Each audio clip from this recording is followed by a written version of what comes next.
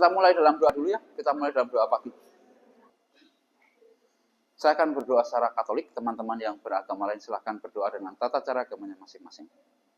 Dalam nama Bapa dan Putra dan Roh Kudus. Amin. Selamat pagi Tuhan. Amin. Dalam nama Bapa dan Putra dan Roh Kudus. Amin. Oke.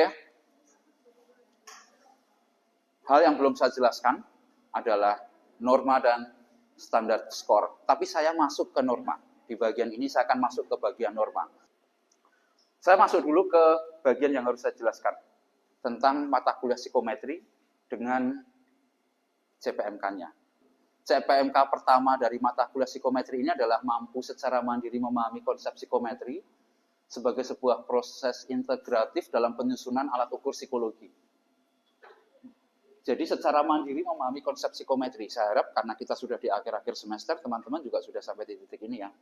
Lalu kemudian mampu secara mandiri menyusun konten alat ukur, item alat ukur. Secara sistematis dan melakukan perhitungan yang tepat dalam uji psikometriknya.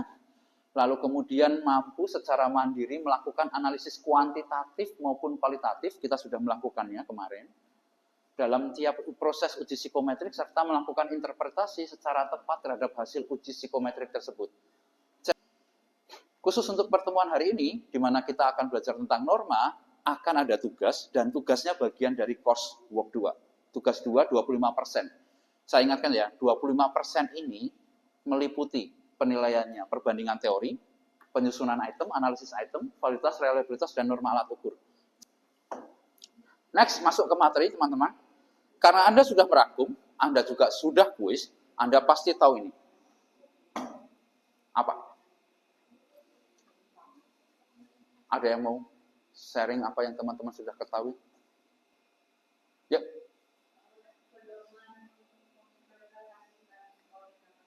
Sip. Pedoman untuk menginterpretasi skor yang diperoleh. Kayak syarat, ketentuan, pedoman yang kita pakai untuk menginterpretasi data. Dan itulah norma. Kita belajar di bagian norma itu ada dua ya, setting standar sama dengan norma. Saya masuk ke norma. Norma, seperti yang kemudian tadi disebutkan, norma itu adalah syarat, ketentuan, cara kita menginterpretasi data, yang mana caranya kita menginterpretasi data, ketentuan dan syaratnya itu based on sebaran data yang kita miliki. Di data yang kita pakai, saat kita menyebarkan alat ukurnya. Berbeda dengan setting standar, yang mana setting standar itu dibuat sebelum alat ukurnya jadi, norma perlu data. Jadi alat ukurnya harus diuji coba dulu, baru kemudian kalau sudah ada data dari uji coba alat ukur, kita bikin normanya. Kalau setting standar itu dalam bahasa saya biasanya menggunakan istilah cut off score, sebuah nilai yang membuat kita bisa lolos sesuatu atau dianggap sesuatu, sedangkan norma itu nggak mungkin sebuah. Norma itu panduan memahami angka. Memang panduan, norma itu adalah panduan. Jadi kalau kemudian kita berinteraksi sosial, kita punya norma, sebenarnya norma interaksi sosial itu adalah panduan cara kita berinteraksi sosial. Kalau kita punya norma alat ukur, maka norma alat ukur adalah panduan kita menggunakan alat ukur. Panduan dalam apa? Panduan dalam memahami angkanya. There is a phenomenon that raw score does not convey any meaning. Dan itulah yang kemudian saya pahami ketika saya berkecimpung dalam dunia psikometri dan pembuatan alat ukur. Kalau kemudian Lisa itu dapat 78, dan Bart itu dapat 60 dalam raw score mereka, sebenarnya 78 dengan 60 ini nggak ada artinya. Sampai kita pembuat alat ukurnya atau kita penelitinya memberi makna terhadap 78 dan 60.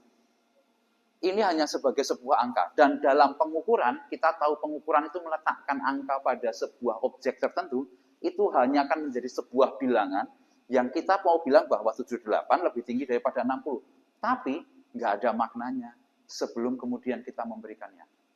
Fungsinya norma ada di titik itu. Kita nggak akan pernah bisa bilang apakah Lisa lebih cerdas daripada Bart, apakah kemudian Bart kurang resilient daripada Lisa, dan segala macamnya, sampai kemudian kita memberi makna terhadap 78 dengan 60. Nah, fungsi norma itu. Fungsi norma itu. Norma itu dibutuhkan bukan bagi kita pembuat alat ukurnya, tapi bagi pengguna alat ukur kita. Kalau kalian membuat alat ukur misalnya tes intelijensi, kalian akan paham 120 itu apa. Tapi yang orang yang pakai di luar sana, yang pakai alat ukur kalian, mereka butuh paham 120 yang kalian maksud itu apa. So, tes intelijensinya si Anton akan berbeda dengan tes intelijensinya Susi, karena mungkin norma yang dipakai Anton dengan Susi berbeda. Sama-sama punya bilangan 120, cara memaknainya berbeda. Dan itulah norma. Maka dalam pembuatan siklus alat ukur akan ditutup dengan pemberian norma. Membantu orang lain yang menggunakan alat kita memahami angka itu maksudnya apa. Tuh, tes itu dibagi menjadi dua. Ada norm reference test, lalu ada criterion preference test. Norm reference test itu adalah tes-tes yang Anda bisa pass the test ketika Anda masuk norma itu. Tapi kalau kemudian criterion reference test adalah tes-tes yang ketika Anda akan dianggap pas atau lulus dari tes itu, ketika Anda memenuhi kriteria tertentu. Contohnya norm reference test, tes seleksi masuk PNS. Yang ikut ribuan, lalu yang diambil cuma 10. Anda kalau masuk dalam 10 besar, maka kemudian Anda lolos. Itu norm reference test. Data normanya diambil dari 1.000 orang yang ikut. Kalau Anda termasuk 10 orang terbesar, maka Anda lolos seleksi PNS. Kalau kriterion enggak kayak gitu, ujian nasional, Anda dinyatakan lulus mata pelajaran matematika kalau nilai ujian nasional Anda di atas 6,5 misalnya. Dua-duanya, baik norm reference test maupun criterion reference test, bisa digunakan untuk maximal performance test, bisa dipakai juga untuk personality test. Mau Anda pakai test achievement, bisa dua-duanya pakai. Mau Anda pakai personality test, juga bisa meliputi dua-duanya. Anda akan menemukan hal-hal kayak gitu. Kalau tes intelijensi itu ada yang mengatakan dia sebagai norm reference test.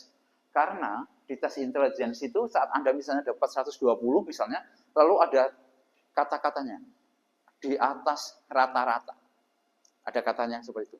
Dalam norm reference test, kita akan belajar yang namanya within group norm dan between group norm.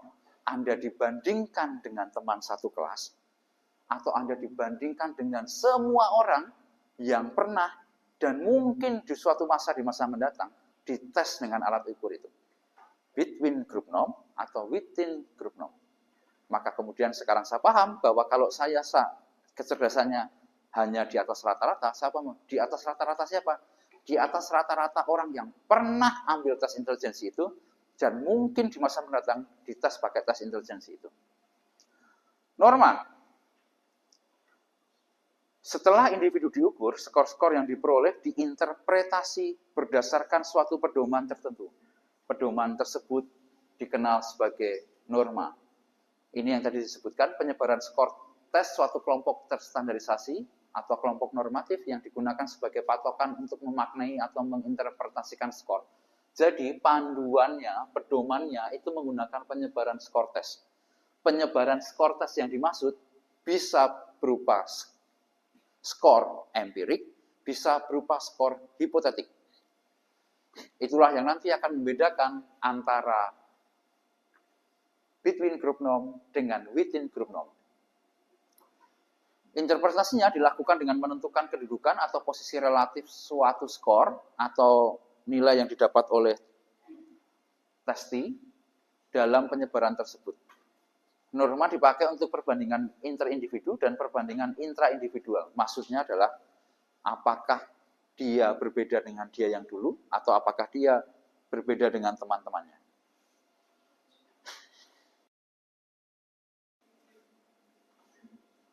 Saya membahasakannya makna yang lebih representatif. So, seharusnya makna setiap angka itu juga bervariasi.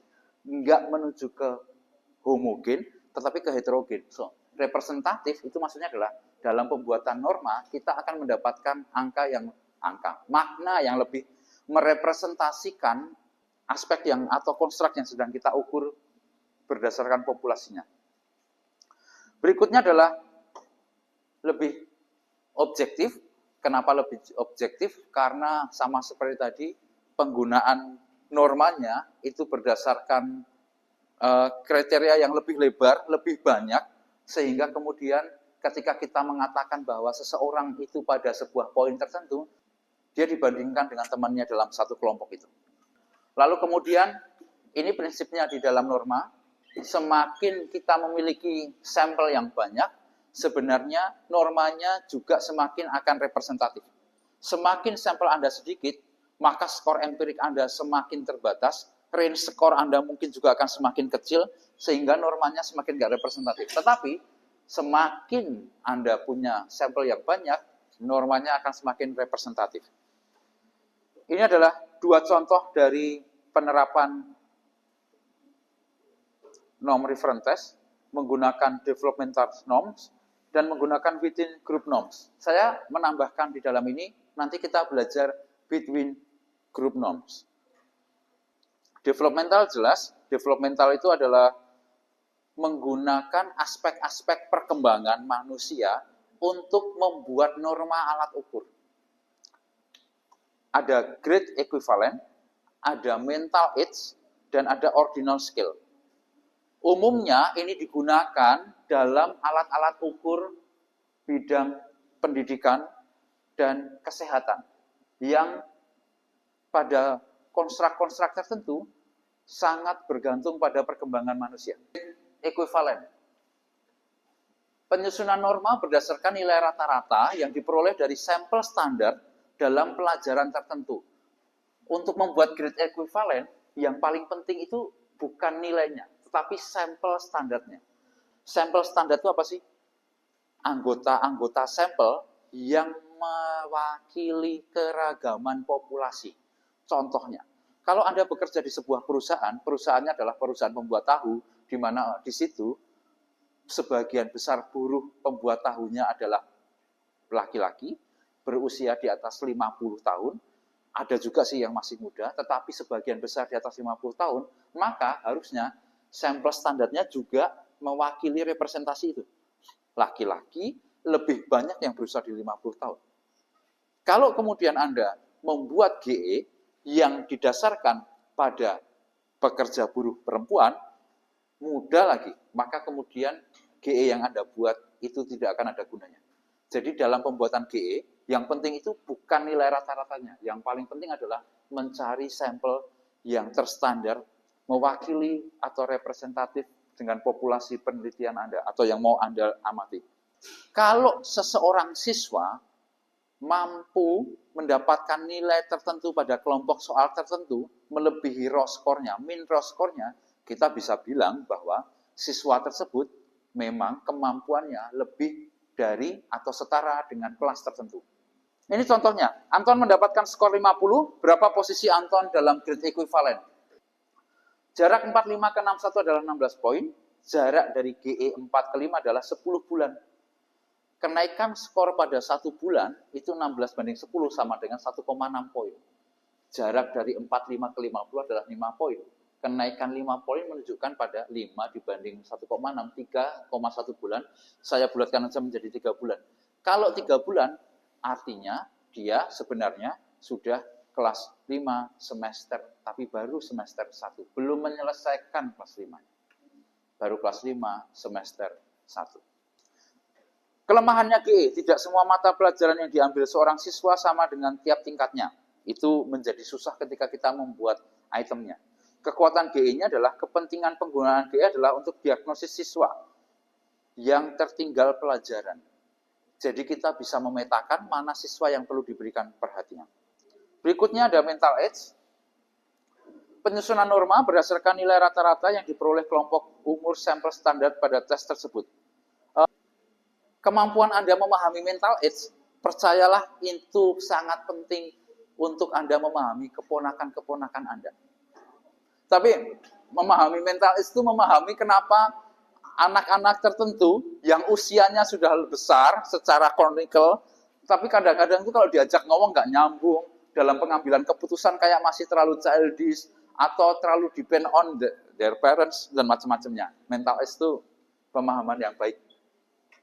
Skor mental age memperlihatkan tingkat umur perkembangannya. Norma perkembangan digunakan oleh tes-tes intelijensi yang dikonstruk atas teori yang menyatakan bahwa perkembangan intelijensi manusia meningkat sejalan dengan bertambahnya usia hingga usia tertentu dan kemudian cenderung menurun pada usia lanjut. Intelijensi kita akan naik, akan tetap, tapi pada usia tertentu akan turun. Kalau ini adalah umur,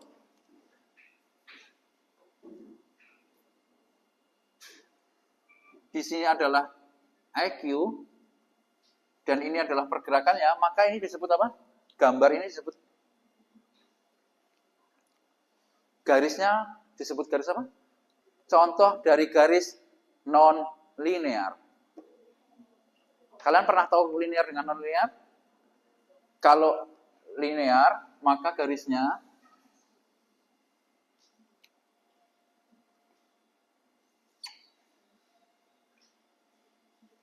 ini akan menjadi parametrik, ini menjadi non-parametrik. Maka mental age itu sebenarnya akan masuk dalam kajian non-parametrik. Karena dia menggunakan model kayak gini. Non-parametrik itu bisa menjadi N, bisa menjadi U ya teman-teman ya.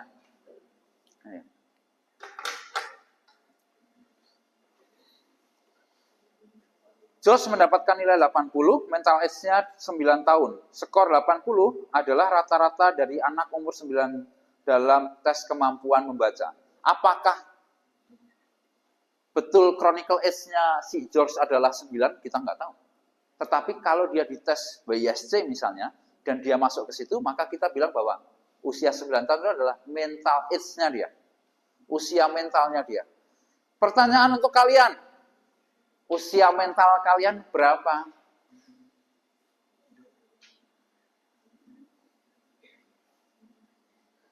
Kalian pernah tahu nggak ada penelitian, tapi ini disampaikan oleh Dr. Yu Hasan. Dr. Yu Hasan dalam sebuah podcast Malaka, dia bilang kayak gini. Tapi itu benar dikonfirmasi oleh penelitian psikologi. Saat endorfin dan testosteron kita berlebih, kemampuan mental kita menurun. Kalian tahu, dalam bahasa sederhana saya mau bilang apa? Kemampuan mental kalian itu menurun saat kalian bucin. Kita menjadi tidak rasional saat kita itu jatuh cinta.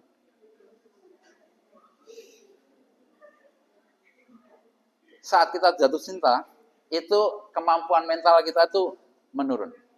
Menjadi lebih emosional daripada rasional. Jadi, di usia kalian, bukan kalian belum sampai ke tahap mental tertentu, mungkin kalian terlalu berlebih tuh estrogen, endorfinnya, testosteronnya, sehingga membanjiri otak dan menganggap semuanya begitu emosional, sehingga ketika salah satu kelihatannya pasangan kalian banyak ya, kalau salah satu, sehingga ketika pasangan kalian terlambat 5 menit, kalian menjadi tidak bisa mengerjakan korelasi antara dua variabel dengan mudah, karena kalian kebayang kalau kalian mau memarahi pasangan kalian.